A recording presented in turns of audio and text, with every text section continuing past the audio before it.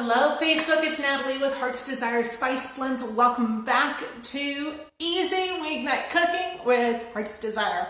And tonight we are going to be doing zucchini bread extraordinaire. This is so good, it's so very yummy. I've made several batches of this now and I've been munching on them way too well. So what we're going to be doing tonight is a little bit different. We're not only going to go the normal zucchini bread route, but we're also going to be giving you a recipe for protein bites with the same recipe. But basically it's the same recipe, but it is gluten-free and low carb, high protein. And so let me show you this. This is great. Here we go. Anybody who has been doing low carb or gluten-free, you guys, about this time, you're pouting because all those zucchinis. Seriously, you want zucchini bread. And some of you guys like me have got to have the protein in the morning, right? And so this is one of those protein bites. Score! They are so good. I've had two. But anyway, so I ought to get I probably ought to get our recipe in the comments just a little bit. I've got my laptop right here so I can do that. And I'm going to, there we go. Haha. Now I can see the comments. Score. So let me go ahead and find the video and put our recipes in the comments. The recipes are very, very similar. So generally, you're going to want, generally a food scale for this. I do not have a food scale here that I can use for wheat. But anyway, so we're going to be using traditional measuring cups with this because it is a wheat-based recipe. But anyway, food scales are wonderful things if you're going for the non-traditional flours. And it's really the only way to get a consistent result. But let me go ahead and get you your recipes. Real quick, I'm right here. I'm not going anywhere this time. Score. Okay, let me see. Copy that. Find the video. That's always, sometimes that can be challenging. But let me see here. Scrolling down, it is not up yet. So I know I'm live. I can see you guys. So sometimes this doesn't know I'm live yet. There we go. We have a live video. Score. Okay. Comment and paste. Ha! We have recipes. And so we've got zucchini bread extraordinaire, and we are using chai spice with this tonight. It's so good. And so it's a really basic zucchini bread recipe. You don't have to do anything really weird with your zucchini, but this is the time of year where everybody has zucchinis like this coming out their ears. So matter of fact, I've already used half of this one, and yeah, it's a little big to come out the ear though.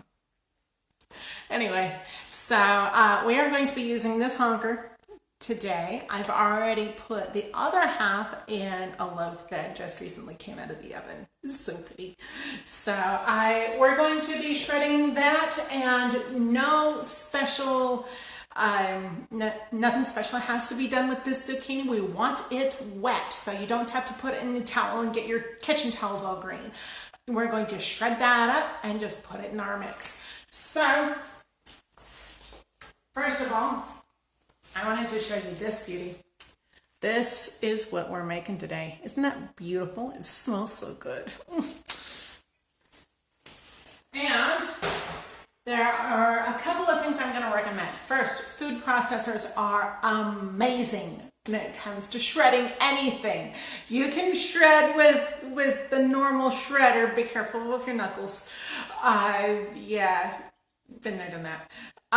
But honestly, my favorite is right here. Now this is a $15 Hamilton Beach food processor from big lots, and it doesn't have to be anything fancy. It just needs to do the job. I've done cheese in this. I've made all sorts of stuff with this thing. It's really fun. So of course there are better models out there that have all sorts of really cool things that go with them, and I want one, but this one does in a pinch. So what we're going to do is we are going to grab a knife and a cutting board, cut that thing in half, and start shredding.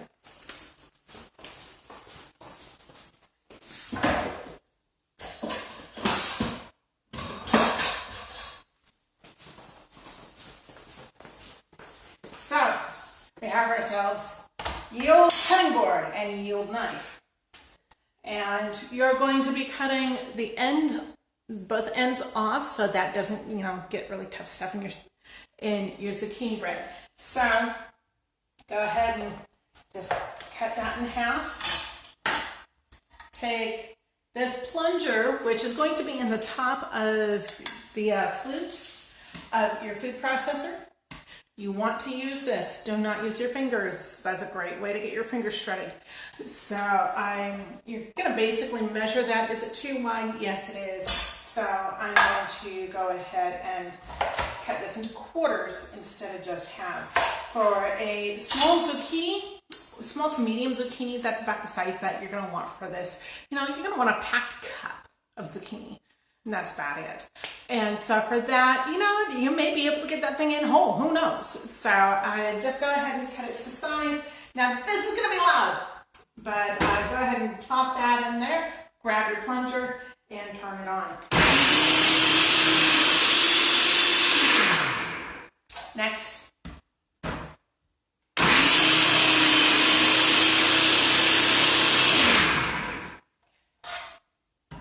Don't you love how easy that is? I mean, seriously, you can see how much zucchini is in there already. It's amazing. I love this thing.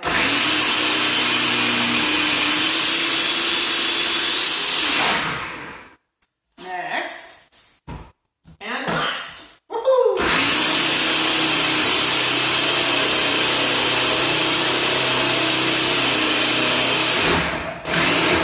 What's going on?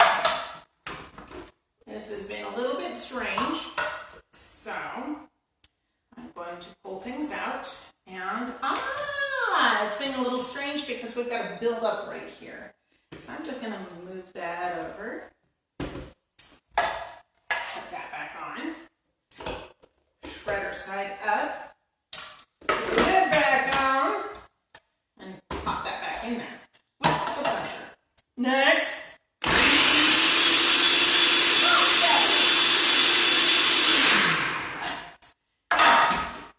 You will almost always have something that just kind of floats on the top. And you know what? We don't really worry about this unless you want to munch. Dip it in some dip. You're good. So next, we're just going to kind of take this apart. And we don't need these anymore, so we can put them in the sink. And take that off. Put this aside. And we're pretty good there. We do not need our cutting board anymore, so that can go off to the side with our knife. Now we just have this. And like I said, you do not need to do anything fancy with this stuff. Seriously, not at all. And get back over there. So we need, first of all, this is going to go to the side now that that's all put together. We're going to go ahead and break out a couple of bowls. One larger bowl for our dry ingredients and incorporating our wet ingredients into the dry ingredients. And another bowl to mix up our wet ingredients in before we incorporate the two. Now, this is very important because we do not want to develop the gluten in your flour. That's how, when you do not develop your gluten, you get a very tender baked good instead of something that's kind of tough and chewy. And sometimes you want something tough and chewy. When you're looking for white sandwich bread, you want it a little tougher and a little chewier so that it stays together around your sandwich. But for something like this, you want it just crumbly. And so we do not want to develop the gluten, which means we do not want to work the flour hardly at all, especially with any wet ingredients. So we're going to mix up all of our dry ingredients first, then mix our wet ingredients separately, and then incorporate all of them with as little mixing as possible as to not develop that gluten. And I'm going to bring this back over here so I make sure that I know what I'm doing and I don't miss a step, because, yeah, that's me.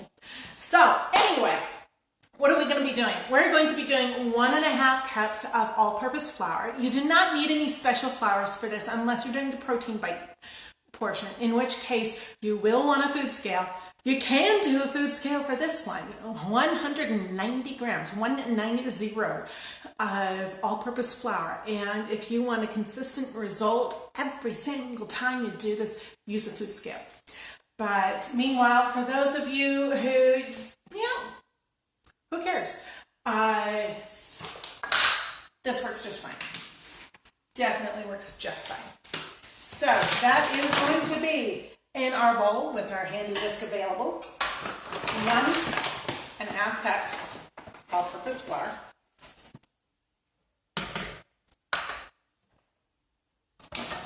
Scoop and level.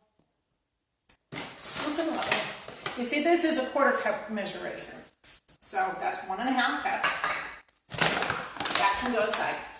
Now, what's next? We're going to be doing baking powder and baking soda. Why? Chemistry. One is going to be giving lift without acidic ingredients. The other one will need a little bit more acidic ingredients in order to give you that lift. And also there's a slightly more bitter taste with baking powder than baking soda. So you don't get that really strong soda taste if you're using baking powder as well. Now in the protein bite recipe, you are going to be using all baking powder. Why? Because of the pH balance. There's not enough, the acidity is wrong to be using baking soda in there. So just use baking powder for that one. So we are going to break this out. Since we are using wheat tonight, this is going to be 1/2 teaspoon each. And there's 1/2 teaspoon. Here's our baking soda. Level off your teaspoon. There we go. And here's our baking powder. And you're going to do the same thing. You're going to want to make sure you level off your teaspoon, or else you're going to get different results every time. And there's that. What's next? We are going to be doing salt, which is totally optional. You do not absolutely need salt for this. For our low salt people, it is not something that's going to be affecting the chemistry of this loaf, hardly at all. Normally, when salt is used in a baked good, it is to control the propagation of your yeast, so that your yeast grows a little slower over time instead of making your whole loaf rise really quick and then collapse. It actually controls the rise of the yeast so that it grows a little bit slower, kind of like what protein will do to your, or fiber will do to your system in reaction to carbohydrate. And so a little bit of fiber in there will actually slow the hit of, say, glucose in your system. Whereas with yeast, salt is actually going to retard the growth of the yeast a little bit and make it rise over a longer period of time. And this has no yeast. It doesn't need it. So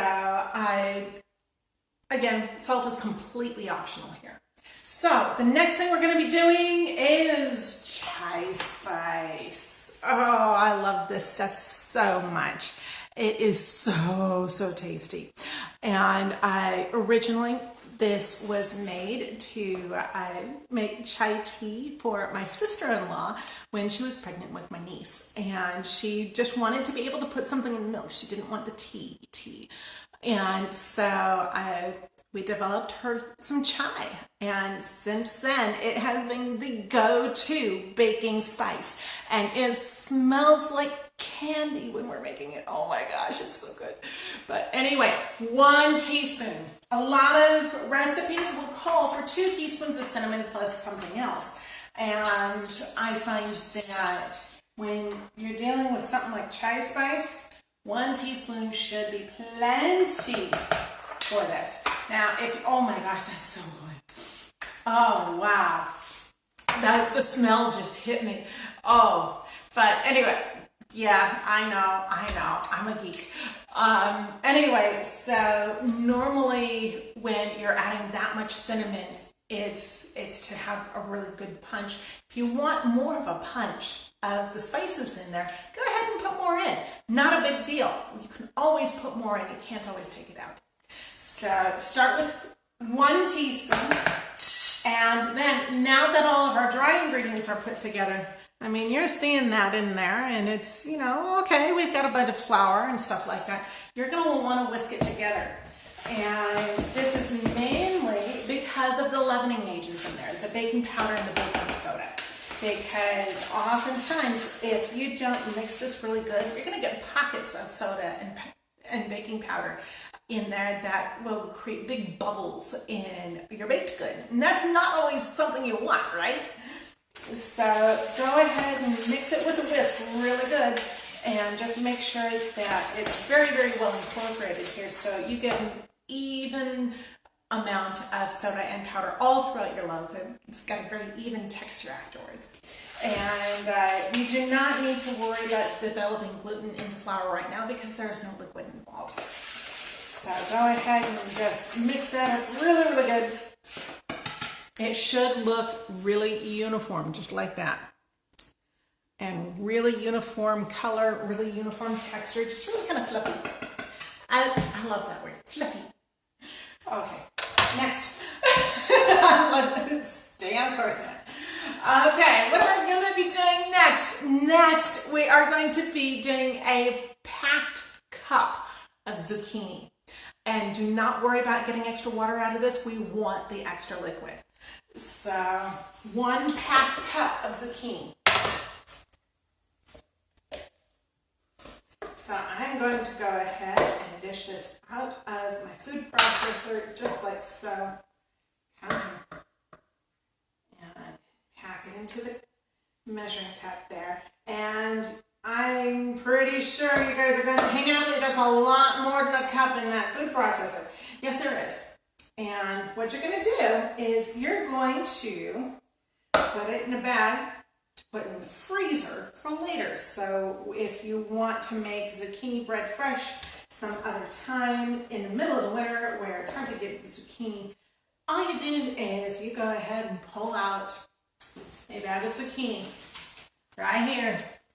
Pull out a bag of zucchini from the freezer and you're good. You're so good. So that is 1 packed cup of zucchini right on in there.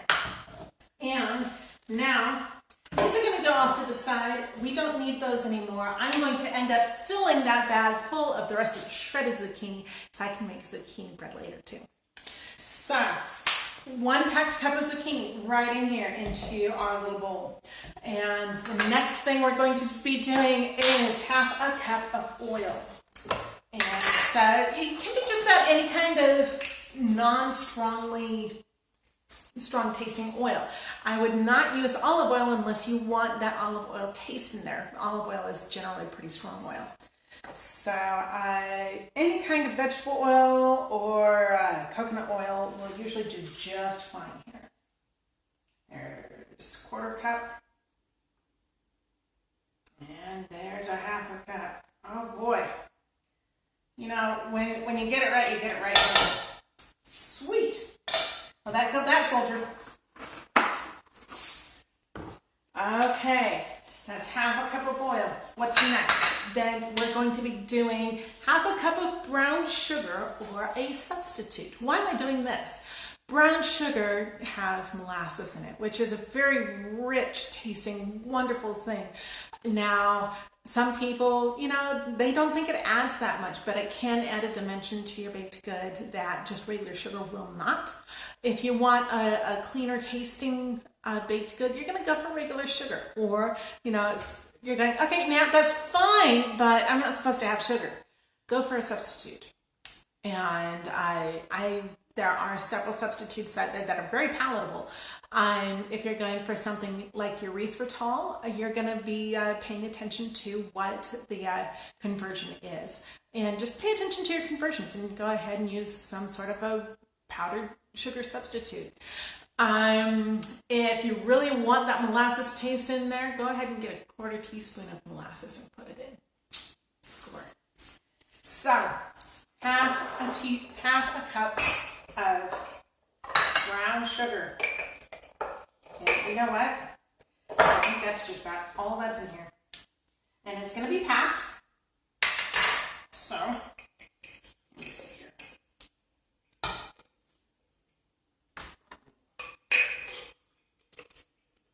Yeah, that's all that's in there. Half a cup. Alrighty. Scrape the bowl. Now, a lot of recipes have been calling for a full cup of sugar. Oh my word. And I find that is incredibly sweet. Too incredibly sweet. Some of you love zucchini bread, if only it weren't that sweet. And so with the chai spice, oftentimes with spices, you do not need the extra sugar. You can actually just add a little bit more spice and sweet spice, and it will kind of take the place and will kind of fool your tongue into thinking there's more sugar in there. So one way or another, if you decide that, okay, that was nice, but there wasn't enough sugar, add some more sugar. Seriously. Most recipes call for a full cup of sugar. And so sometimes you can go, you know, half a cup of brown, half a cup of granulated, whatever. And so there is no real exact science to this right now, except in the ratios of liquid to dry good. And so you can definitely add or subtract sugar to your own liking in this. And the next thing we're going to do is add liquid in the form of eggs. What are eggs going to be doing to this? Eggs are kind of like the universal binder. You'll notice in the gluten-free protein bite recipe, I call for 3 of these. Why? Because they take the place of gluten in your soda breads. And that particular recipe needs a little bit more liquid. Excuse me. So, 2 large eggs. And they are going to go right in here. Definitely. There we go. Now go ahead and mix that all up really good. And a lot of what your sugar is going to do, your sugar is also going to start pulling some of the liquids out of your zucchini. If you'll notice, when you put sugar in with fruits, they start weeping a little bit more and you get a lot more liquid in your bowl. And that's why we're doing this step the way we are, is to kind of pull some of the liquid out of the zucchini, and so that we've got more liquid available to hydrate our flours with. And I've got a couple of lumps of brown sugar in here that I'm going to break up with my whisk, because we don't always want lumps in there, right? I mean, sometimes a little adventure is good, but it's not always. Okay. There we go. Now is when we go ahead and put these together. At this point, you probably ought to be turning your oven on to 350 to get this going. I'm not going to do that tonight because this is going with me home. And I don't want to hang out here for another hour while this does its thing. But turn on your oven or on 350, get it preheating, and that way, by the time this is ready to go into it, you've got an oven that is up to temp. And so now we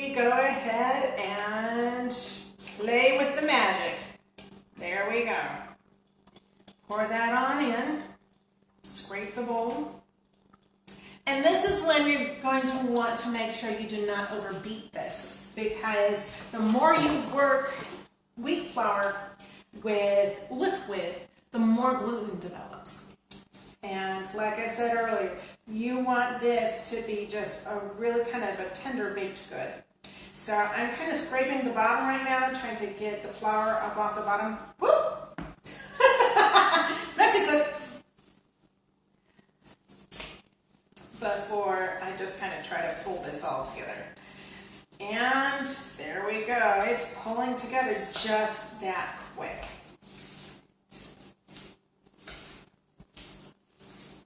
There we are. Just like that. Now we have zucchini bread dough. And we're going to pour that into a greased loaf pan. And one of my favorite things to do with this, give me just a sec, is grab yourself a paper towel, and you can use your regular cooking oil for this. Grab yourself a paper towel, go ahead and pour some of your cooking oil on that, let it soak in a little bit, and just start rubbing. You do not always need a hard fat for this kind of stuff. As long as it stays on the baking dish, you are fabulous. So a lot of people will use butter because their grandma did it that way and such like that, but and they never think to use just basic cooking oil. Well, you can absolutely do that. The only difference is butter will add a different flavor to your baked goods that's oftentimes just very subtle, and that's always kind of fun, right? Everything is better with butter, right? Seriously. So now go ahead and pull your batter into your bowl, just like that. Go ahead and just kind of smooth it out just a little bit. And this is going to go into your oven for between 45 and 55 minutes at 350. Go ahead and keep an eye on it around 40 minutes. Use your toothpick test. If the toothpick comes out clean, it is done. Watch the color. If it's too blonde, you might want to go ahead and put it in for a little longer. If it's not blonde, if it's getting too dark, it's probably either your oven runs a little hotter or it's done. And so there we go. We have a really great smelling stuff right here. And you gotta take a look at this other zucchini bread that came out of the oven earlier. Oh, and those zucchini bakes are really wonderful. Like I said, I've had two. So we're going to put this aside, and we're going to break this out. Oh, look at that. Isn't that gorgeous? I love it. And what's more, guys, my parents have a crud ton of crookneck squash. Do this with your crookneck squash. Seriously, it is good stuff. Okay, I'm going to move things off of my cutting board so I can bring it over here. I want to see the inside of this stuff right now. Okay. Go ahead and separate it from the pan. And it is getting there. Woohoo! Give it a little shake. Sometimes they come out, sometimes they don't. You can tell this one's been in the family for a while. Okay, it is not wanting to come out, so I've got to do something different. I'm going to go ahead and wash off my spatula and see what I can do with that.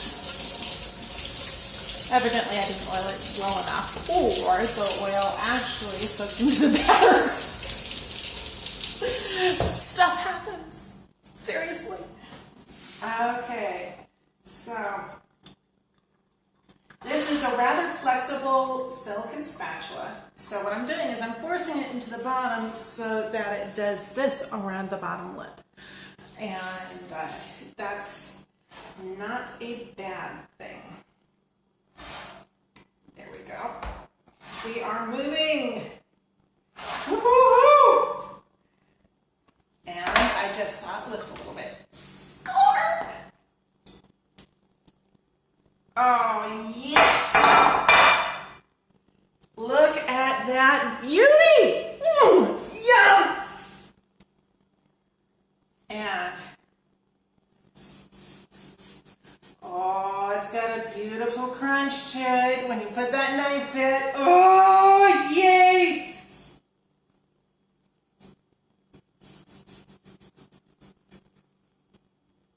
Come on. There we go. Oh, talk about moist. That's gorgeous. There we go. Oh, it looks awesome. So moist, so colorful. Oh, yes. Now, some people, I'm not one of them. I dislike nuts in my breads. But some people really love to put walnuts in this. Some people put chocolate chips. But I would actually not hesitate to put hazelnuts into something like this. That would be really good, chopped up hazelnuts. Or pecans or anything like that. A lot of people will put raisins or cranberries in something like this. Go ahead and have fun. But yeah, the real star of this one really is the chai. And it's got such a wonderful supporting flavor. It's not just cinnamon. It's so much more. And it does a fantastic baked good. And so my mouth is watering. I think that's about it. I don't see any questions. I'm happy to answer them if anybody wants to pop on and give me some questions. And hopefully you've enjoyed what you've seen today. And guys, keep things tasty. Score. That's what it's all about, right? So thank you for being with us this week. We will see you next week. Keep things tasty and have fun. Play with your food.